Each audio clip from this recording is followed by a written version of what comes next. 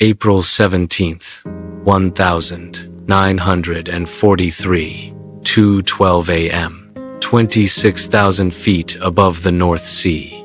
The bomber stream is a glowing scar across the darkness, inside a B-17 flying fortress named Lucky Strike.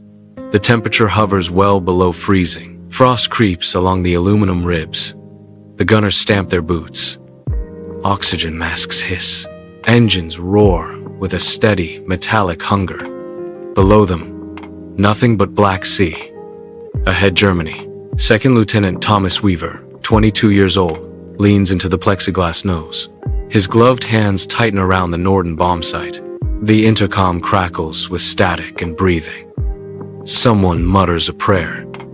Then it happens. Far below the horizon, thin white fingers reach upward. Searchlights.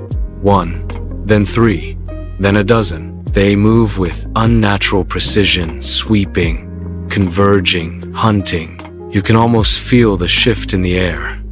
The moment when the night stops being empty and starts looking back. Radar's got us, the navigator says quietly. They don't see the radar beams.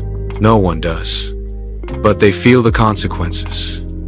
Within minutes, the German Freya and Würzburg radar stations along the coast have plotted the bomber stream's exact course. Calculations are already racing through range tables. Coordinates relayed to flak batteries. The sky erupts. Black bursts of anti-aircraft shells blossom at 25,000 feet. Jagged, sudden, deadly accurate. The B-17 shudders as concussions ripple through the fuselage. A bomber to their left disappears in a silent flash, swallowed by July 24th, 1943, 12:57 a.m. over the North Sea. The bombers are back. Nearly 800 RAF aircraft, Halifaxes, Lancasters, Sterlings, form a vast, humming armada stretching miles across the black water. Operation Gomorrah has begun. Hamburg is the target. Inside Lancaster ED 888, Flight Sergeant Alan McRae adjusts his gloves and stares at a small cardboard box resting near his knees. It doesn't look like a weapon. No wires, no explosives, no steel casing. Just bundles of thin aluminum strips, neatly stacked like silver confetti. Window. The order had come down only hours before takeoff. No more hesitation. No more debate. Tonight, they would use it operationally for the first time. The briefing room had been tense. Intelligence officers explained the procedure. At precisely timed intervals, the bomb aimer would push bundles through a small chute. One packet every minute. Each containing thousands of strips cut to match the wavelength of German Würzburg radar, 53 centimeters. The goal wasn't subtlety. It was chaos. Now, at 20,000 feet, McRae feels the aircraft steady as they cross the Dutch coastline. The intercom crackles. Stand by. Below them, German radar stations sweep their beams across the sea.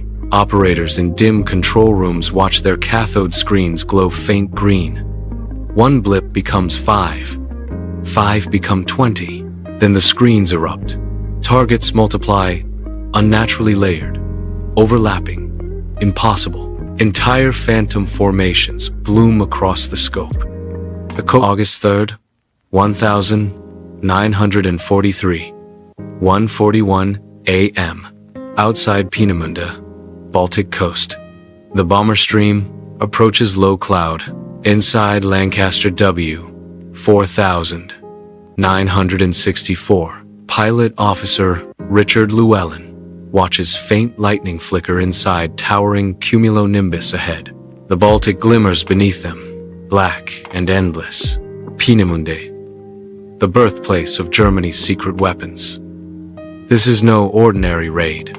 Intelligence believes long-range rockets are being developed here, machines that could strike London without warning.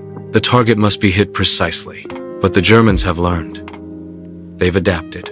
Radar screens across northern Germany no longer dissolve completely under window. Operators now reduce gain, narrow focus, track through the clutter.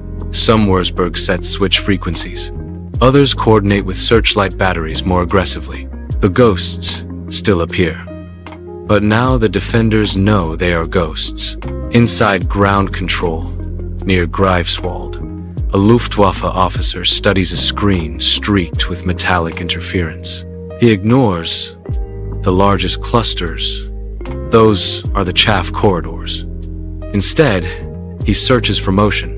Real bombers move differently. Their blips hold formation. They shift steadily against the background shimmer. Higher, he says quietly. Door. Night fighters lift off once more. Window has bought the Allies confusion, but not immunity. Back in Llewellyn's cockpit, the intercom snaps alive. Bandits, 3 o'clock high. A Messerschmitt Bf 110 slices downward through cloud. June 5th, 1944, 11:52 p.m. English Channel. The sea is calm. Too calm. A pale moon hangs behind thin cloud, turning the water into rippled steel. The largest armada in human history is already moving, but not where the Germans think. Far to the east, near the Pas de Calais, something stirs in the night. On German radar screens, formations begin to appear. Large ones, slow ones, purposeful. An invasion fleet, coastal batteries alert. Phone lines light up. Officers snap to attention. Landung am Pas de Calais, a watch officer reports. And part of that illusion is made of the same thing that once drifted from bombers over Hamburg. Aluminum. Operation Taxable and Operation Glimmer are underway. Electronic deception plans woven directly from the lessons of Panas of Juan. Window. RAF bombers fly carefully calculated racetrack patterns over the channel, releasing chaff in precise intervals. The falling strips form radar echoes, shaped like convoys of ships, not aircraft. Ships. Somewhere between physics and theater, an entire fake invasion is being painted onto German scopes. To strengthen the lie, small boats tow radar reflectors, simple frames designed to mimic the signature of landing craft. Radio operators transmit fake traffic. Timings are exact. Distances meticulously measured. This is not improvisation. It is choreography. Inside a British bomber orbiting over the channel, a navigator checks his watch and nods. Release. Another bundle of foil tumbles into the slipstream. Down below,